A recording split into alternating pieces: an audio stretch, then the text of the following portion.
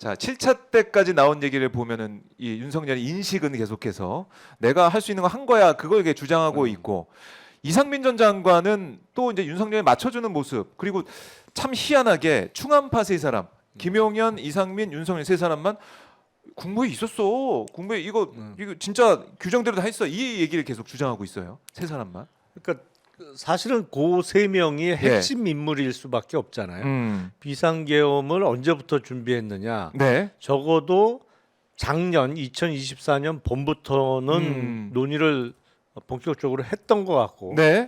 처음에 얘기가 나온 거는 더 그거보다 이전 시점으로 보이는데 세 명은 계속 얘기를 했단 말이에요. 근데 네. 김용현 전 장관은 이른바 총대 메고 가겠다. 내란 수계가 나다 나. 네. 왜냐하면 나야 나. 내란 수계 나야. 이게 법률적으로 도저히 해결이 안 되거든. 뭐 어떡하겠어요. 그렇죠. 무조건 중형을 선고받을 네. 텐데. 아. 그러니까 살아생전에 햇빛을 보기 위해서는 뭐 지금 여당 쪽이 정글 일하는 잡아야. 직무복귀를 하든지 예. 윤석열의 직무복귀를 하든지 예. 아니면 두 번째는 지금 여당이 또 집권을 하든지 그래서 사면복권 정도를 노리는 거로 보이고 이상민 전 장관은 또 약간 입장이 틀린 것 같아요. 그러니까 조금 이게 결이 좀 달랐군요. 네, 결이 약간 예. 틀려요. 어떻게 그러니까 분석해 볼까요? 이상민 전 장관은 가장 신경 쓴 거는 예. 본인이 내란의 주요 임무 종사자로 처벌 안 받는 거를 가장 신경 쓴다고 보였어요. 왜냐하면 이른바 쪽지 몇 개 발언 있잖아요. 아니 그건 누가 봐도 뻔해요. 장관별로 지시문이 있었던 거지. 그러니까 쪽지가 아니고 지시문이죠. 정식으로 A4용지에 작성된. 예, 이게 근데 쭉 놓여져 있었다. 최상목 경제부총리부터 자꾸 쪽지라는 용어를 쓰잖아요. 의도적으로 격화시키는 거지. 별거 아니야 그거. 별거 아닌 쪽지야, 쪽지. 그래서 이렇게 접어서 보지도 않았어 나는 뭐 이런 주장을 하는 거고. 이상민 전 장관은 심지어 나 그 지시문 받지도 않았다라는 주장을 하는 거잖아요. 그렇죠. 책상 위에 쪽지가 놓여 있는 걸 멀찌감치 얼핏 봤다. 근데 거기 언론사의 단전 단수 같은 내용이 적혀 있더라. 아니 근데 최상모 그 문건을 보면은 글자 포인트가 그냥 뭐 조금 약간 좀 큰 정도였지 이게 저 멀리서 볼 정도의 크기 포인트는 아니잖아요. 그러니까 이렇게 보지 않았다는 얘기 같아요. 멀리서 봤다는 게 뭐 예. 이 정도 책상에 앉은 테이블 위에 있는 거를 이 정도 거리에서 봤다는 얘기 아닌가 싶은데 근데 봤다는 거 말이 안 돼. 받아서 봤지. 누가 봤다. 봐도 아니 그거를 안 줄 것 같으면 누가 봐도 그거는 행안부 장관에게 전달될 지시문인데 그걸 왜 만들었겠어요? 주려고 만들지. 이거 가져가. 지시. 잘해. 확실히 해. 해서 받았겠죠. 그거를 안 받고 내가 멀찌감치해서 얼핏 봤다는 거는 일단 거기서부터 만들어진 말이라고 봐야 되는데 왜 그랬겠느냐? 왜 그랬습니까? 당시 윤석열으로부터 지시물을 받고 지시를 받고 소방청장이 증언을 했잖아요. 네. 단전단수 조치 협조하라, 협조하라고 전화를 받았다. 예. 자기가 전화를 걸었던 게 이미 드러났단 말이에요. 근데 지시를 받고 전화를 걸어서 일부 언론사에 대한 단전단수 조치를 지시했다면 이게 주요 임무 종사자란 말이에요. 그럼요. 함께 했던 네. 우두머리와 함께 했던 그 주요 종사자. 그러니까 아예 자기는 지시를 받은 적이 없다는 여기부터 끊어내는 거예요. 왜냐하면 이거는 소방청장이 증언을 했으니까. 네, 그거는 어쩔 수 없고 그거는 못 만지니까 내가 만질 수 있는 거. 그렇지. 지시 안 받았다. 지시를 받은 적이 없다. 받은 적이 없다. 여기를 끊어내려고 하니까 말도 안 되는 뭐 얼핏 멀리서 봤다.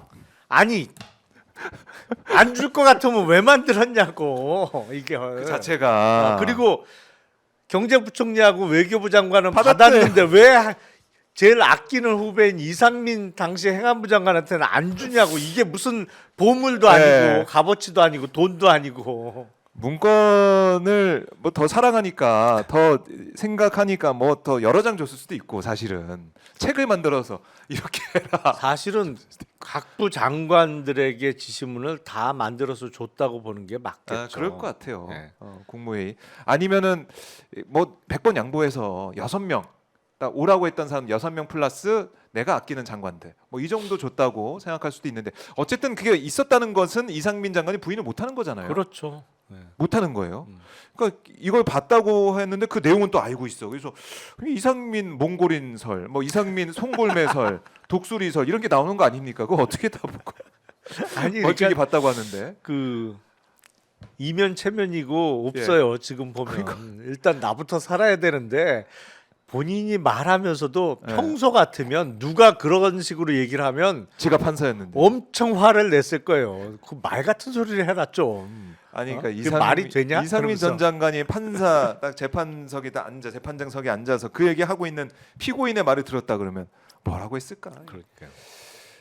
그러니까 법적인 책임을 면하기 위한 네. 어쨌든 내 형량을 좀 경감시키기 위한 그런 차원이라고 네. 보시는 거군요. 네. 그야말로 법기술, 법꾸라진 모습을 보이고 있는. 아니 그러면서 예, 예. 왜냐하면 대통령 직무실에 책상 위에 놓여 있는 거를 봤다는 거잖아요.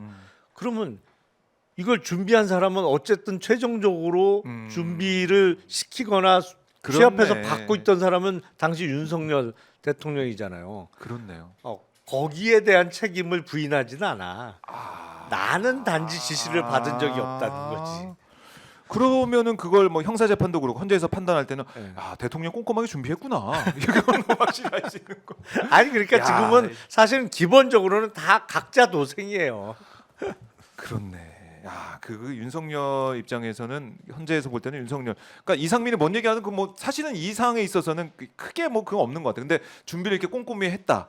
문건을 만들어놨다. 이거는 못 피한다. 그렇죠. 야. 일단 당시 대통령의 예. 입장에서는 언론사에 대한 단전단수를 어. 지시할 준비는 해놨다는 얘기잖아요. 그렇네. 지시문이 대통령 집무실 책상 위에 있었으니까. 네. 그래요. 그거는 못 피한다. 빼박으로 가고 있다. 알겠습니다. 이게 중요한 부분이네요. 중요한 부분이고 헌재도 아마 그 부분을 네. 명확히 보고 판단하고 있을 거예요. 이상민이 뭐 시력이 몇인지 뭐 5.0인지 7.0인지 그건 뭐 상관없이 시력은 상관없다. 일단은 그 내용이 준비되어 있다는 게 중요하다. 그거 중요한 부분입니다. 속보가 들어왔습니다. 윤석열 쪽에서 지금처럼 계속되면 대리인단 중대 결심한다.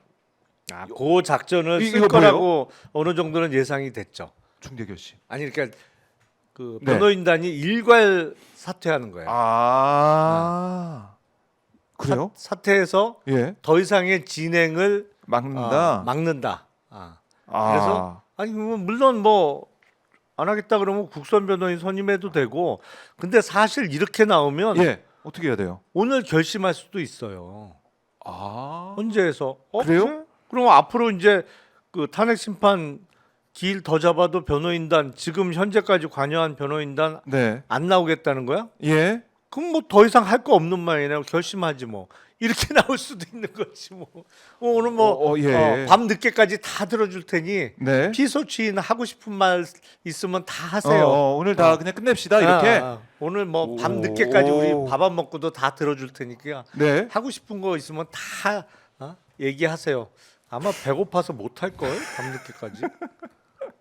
아니 오히려 여기 밖에서 밥 먹으려고 계속 가서 하려고. 요 작전을 어. 쓸 거라는 얘기가 있었어요. 그래요. 마지막에 변호인단들이 일괄 사퇴한다. 근데 이것도 헌재의 결심이나 헌재의 심증을 흔들지 못할 것이다 이렇게. 그럼요. 보시는 건가요? 아니 이거는 절차적인 문제로 네. 지연시키려고 하는 거죠. 야 그러면은 쓸 수 있는 카드는 뭐든지 다 써보겠다. 어제도 보면 국민의힘 권성동 원내대표가 뭐 항의하고 또 원희룡 전 장관까지 나와서 기자회견하고 이런 거는 제가 볼 때는 또 윤석열 쪽에 어떤 압박이 낸 게 좀 있지 않았을까? 아니면 뭐 근데 지시나 이런 게 좀 있지 원희룡 않았을까 생각이 장관은 들더라고요. 너무 잊혀지니까. 원희룡 장관 이름이 정말 예. 오래간만에 등장했잖아요. 그런 의미에서 좀 나선 거 아닌가 싶어요. 그게 무슨 윤석열을 위해서 나섰다기보다는 네.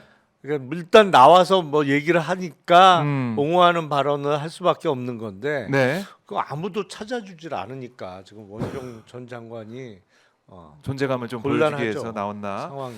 그건 모르겠지만 자 지금 중요한 얘기가 속보로 좀 전해졌습니다. 대통령 측에서 지금처럼 계속되면 대리인단 중대 결심한다. 저건 작전을 짜놨었을 거예요. 작전을 짰고 마지막에는 우리가 이렇게 던질 수가 있다.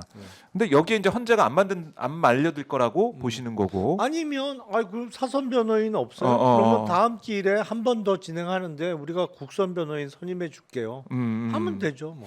그래요. 이게 대리인단 중대 결심한다고 해서 또 대리인단을 꾸리고 봐주고 뭐 시간을 끌어주고 이럴 이유도 없고 택도 없지. 택도 없는 소리다. 뭐꼭 사선 변호인이 있어야 된다는 법이 어디 있어요? 택도 없다. 예, 김용남 전 의원님 확실히 전해줬습니다. 정해줬습니다. 택도 없는 그런 작전이다. 알겠습니다.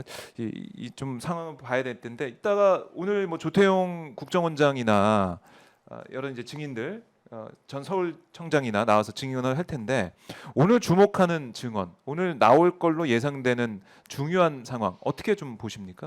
근데 조지호 전 청장이 나오나요? 못 나와요. 예, 못 건강이 안 나오죠? 좋아서. 건강이 안 좋아서. 네. 국정원장은 아마 나와서 음. 가장 쟁점이 되는 거는 홍장원 전 차장이 했던 증언하고 네. 상충되는 이야기를 할 거냐, 아니면 부합되는 얘기를 할 거냐인데 네. 그때 보고받은 적이 없다라고 어. 했는데 아마 사실관계를 달리 얘기하지는 않을 거예요. 다만 그래요? 네.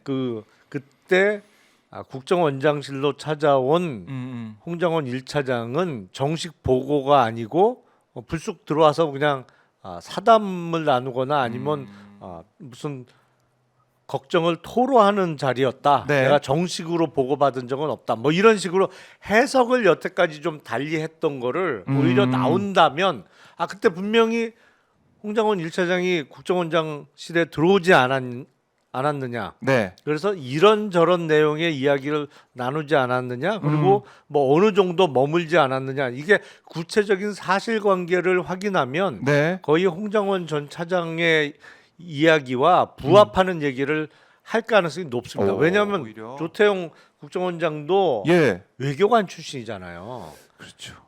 본인이 사법 리스크를 떠안을 생각이 추호도 없을 거예요. 그렇네요. 네. 그렇네요. 그래서 그걸 봐야겠네요. 그게 내란죄의 공범이든 네. 위증죄든 본인의 사법 리스크는 지지 않으려고 할 겁니다. 그렇기 때문에 구체적 사실관계에 있어서는 홍장원 전 차장의 이야기와 네. 비슷한 취지에 부합하는 증언을 하고 다만 해석을 근데 그게 정식 보고라고 볼 수 있습니까? 예를 들어서 뭐 결재판에 완성된 문건으로 이렇게 정리를 해서 저한테 들고 왔던 것도 아닌데 뭐 이런 식으로 해석을 좀 달리해서 그게 두 사람 간의 말이 서로 다른 얘기는 아니었구나. 뭐 이런 거를 오히려 확인할 수 있는 기회가 될 수 있겠죠. 그래요.